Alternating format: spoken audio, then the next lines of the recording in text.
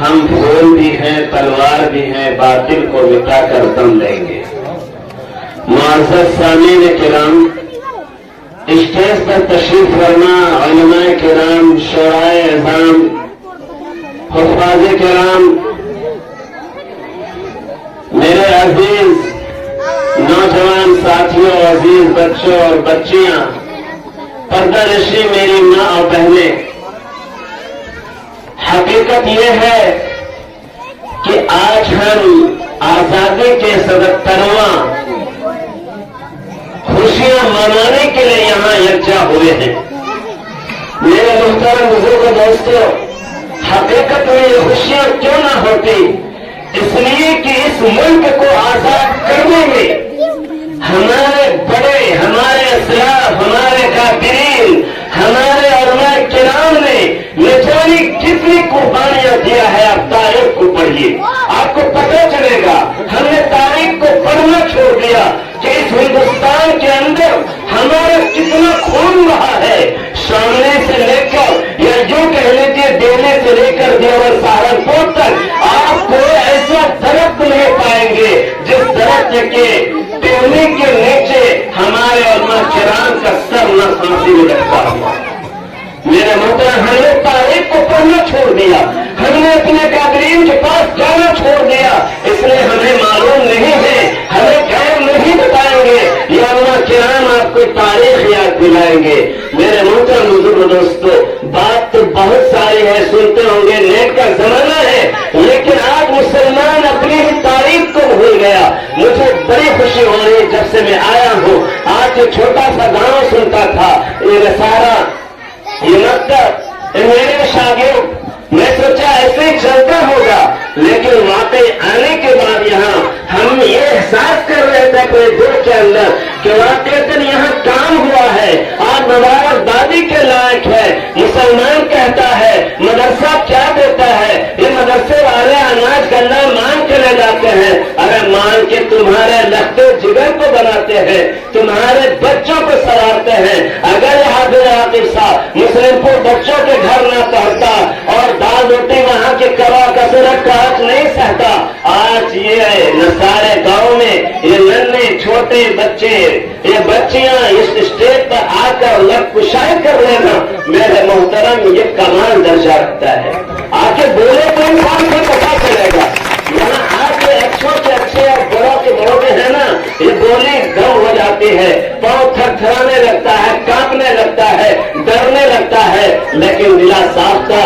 اگر یہ بچہ اور بچے آج کے یہاں آ کر کے علماء کرام کے سامنے، آپ حضرات کے سامنے اگر لب کشائی کی ہے تو یقین جانیے واقع آپ کے استاد نے بچوں کے ساتھ محنت کیا ہے، استاد کی محنت ہے، آپ کا تنخواہ بیکار نہیں گیا ہے، آپ کا کھانا پینا بیکار نہیں ہوا ہے، لیکن آج مسلمان اتنا بگڑا ہے۔ مجھے کہنے دیجیے، آج حضرات آج تاریخی پر لے کے جائیے، کیا واقع ہم غلط ہیں یا اور کوئی غلط ہے؟ میں تو یہ احساس کرتا ہوں غلط ہم ہیں۔ تو آج ذرا سا کچھ ہو جائے، امام صاحب کا کھانا بند، امام صاحب کا کھانا ٹفن بند ہوتا ہے کہ نہیں ہوتا ہے؟ ہوتا ہے میرے بھائی، تنخواہ بند، کیوں؟ ارے سوچو ذرا، اگر اللہ تمہارے تنخواہ کو بند کر دے، تمہارے پیسہ کو بند کر دے، کاروبار کو بند کر دے، تمہاری زبان کو بند کر دے، تمہارے دکانداری کو بند کر دے، پھر کون دینے والا ہوگا؟ کون ہے ہمارا اللہ کے سوا؟ بتاؤ تو۔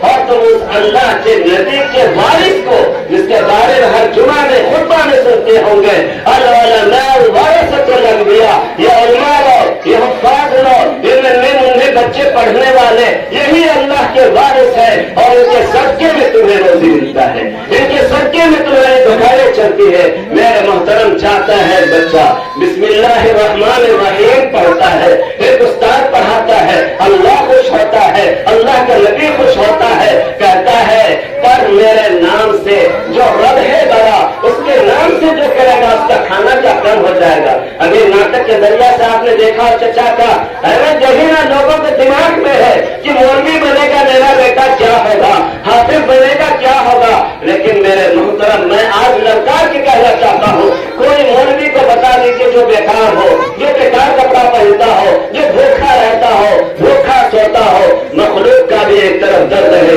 ایک طرف ملک کا بھی درد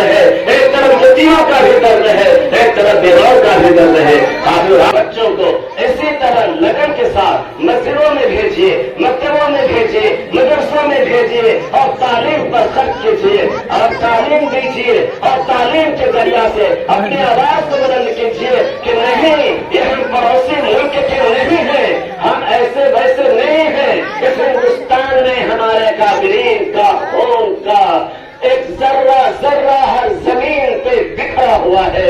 یہ ہندوستان جیسے تمہارا ہے ایسے یہ ہندوستان ہمارا ہے۔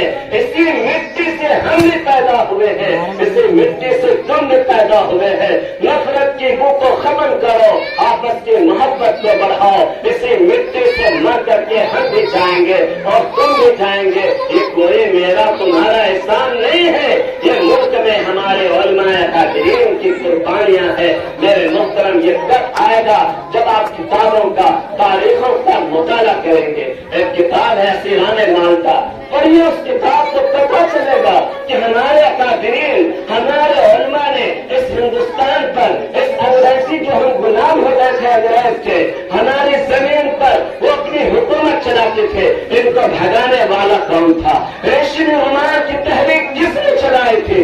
علماء دیوبند تھے، وہ شیخ الہند تھے، مولانا شیخ الہند تھے۔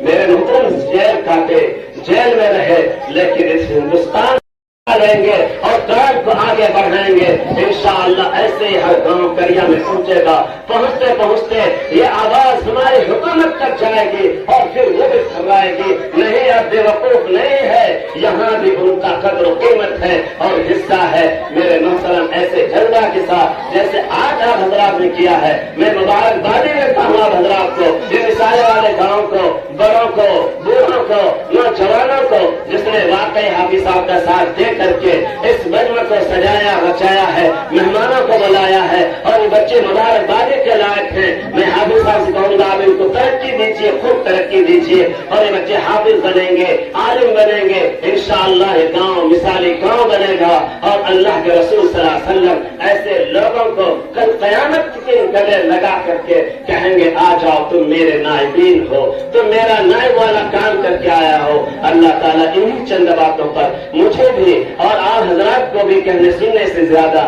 عمل کی توفیق عطا فرمائے۔ وآخر دعوانا ان الحمد للہ رب العالمین۔